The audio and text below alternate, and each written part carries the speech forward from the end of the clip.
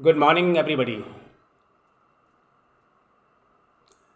आज की वीडियो में मैं बात करूंगा कि जब मैं पहली बार बस में बैठा।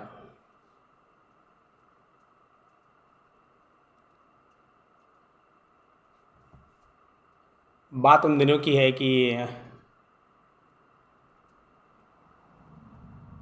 I was 10 years old that time. तो हम सारे संपूर्ण परिवार, चाचा ताई पापा मम्मा और मेरी दादी माँ थी,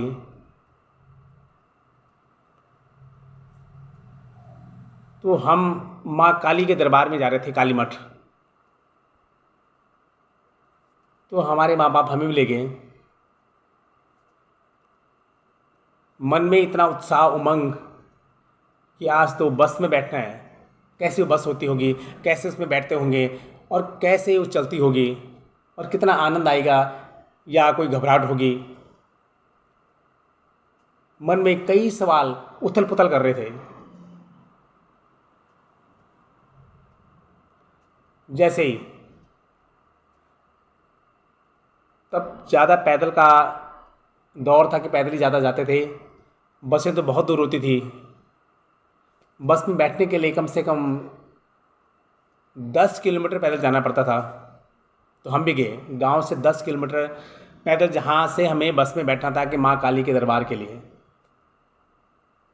मुझे वो दिन भली बात अभी भी याद है।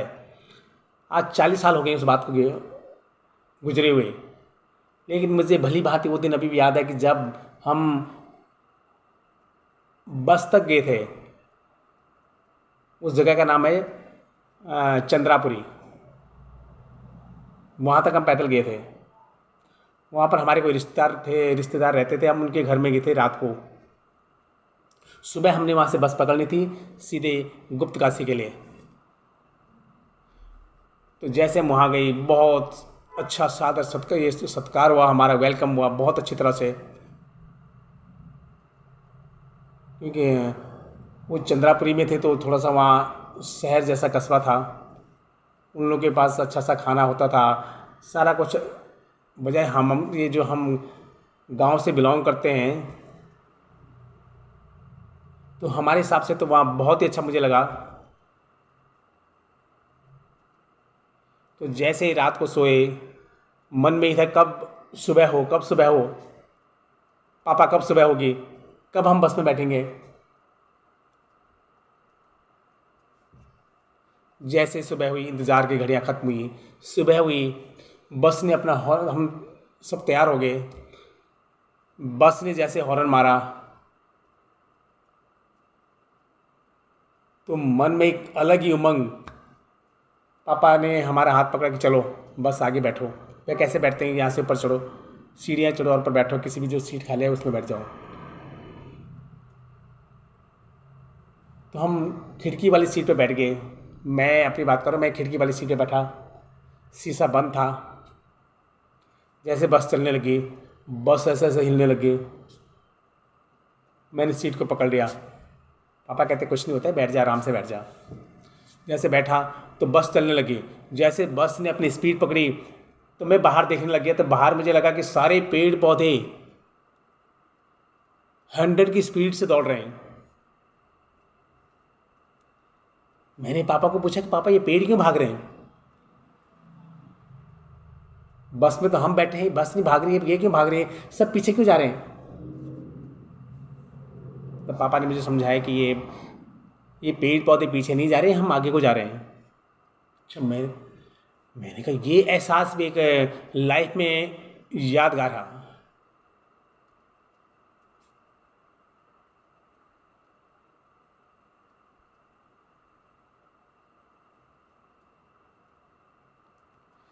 जैसे जैसे गुप्तकाशी में आए, मन कर रहा था कि बस बस में ही बैठा रहूँ, बस में ही बैठा रहूँ। अब अगर थोड़ा सा भी सफ़र कर लूँ तो वॉमिट शुरू होती है। गुप्तकाशी में उतरे तो वहाँ से भी पैदल जाना था काली मठ के लिए।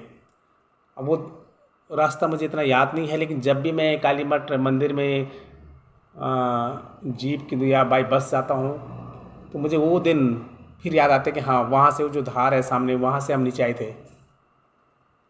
वहाँ से मुझे वो दिन भी अभी याद है कि जब हम उस धार में आए थे, वहाँ जहाँ से काली मठ का जो दरबार है, जो मंदिर है, वो नज़र आता है। तो जैसे हम वहाँ पर आए, उस छोर पर आए, तो मेरी दादी माँ पे देवी माँ प्रकट हो गई। और वहीं से वो इतनी तेज़ी से भागे, एक बुज़ुर्ग दादी माँ इतनी तेज़ी से भागे कि हम वहीं, और वो सीधे माँ के चरणों में आ गए। ये शक्ति, दैवीय शक्ति,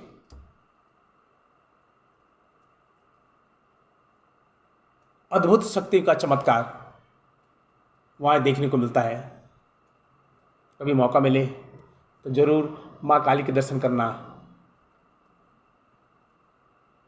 तुम्हें उन अद्भुत चमत्कार शक्तियों का अपने आप अंदाजा लग जाएगा। धन्यवाद।